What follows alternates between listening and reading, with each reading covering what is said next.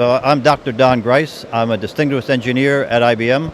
I've been in charge of high-performance computing for our power development, working with our research team for probably the last 25 years. And we've been very successful at all these supercomputer shows, and it's always a pleasure to be back here. Right, so openPOWER is the latest development in our industry, actually, based around IBM's ability to work with other suppliers of various types in a very open way.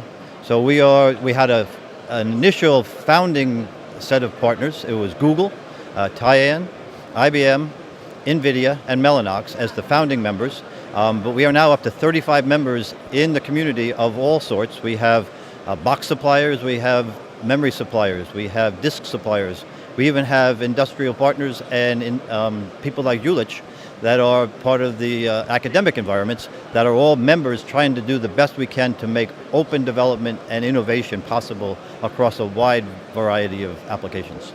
Yeah, so the main objective is to allow innovation as a joint community amongst all of our members so that we can make things open, so we're using open source software. We are making the IP of the power architecture available to partners. We are working with board suppliers, disk suppliers, system suppliers, so that they can innovate themselves. We've even made the firmware for power open, so you can go and modify and specify what you'd like the firmware to be, and either put it back into the community or keep it for yourself, just like the regular open source community works. So openPOWER actually should benefit our customers more than anything else because it'll give them more opportunity for choice. It'll benefit all of our members because they can work together and they can make use of the IP collectively so that they can add their piece of what they do well. Like we're working with NVIDIA to add GPUs onto our power system. We're working with Mellanox to embed their system, their communications onto our systems. We have FPGA vendors. So everybody has the opportunity now to add their piece of expertise into a collective system. Yeah, I'm Jeff Brown with IBM. I'm the chairman of the technical steering committee for the openPOWER Foundation. Well, the foundation was formed earlier this year, and we've been spending basically the last few months organizing the technical agenda for the foundation.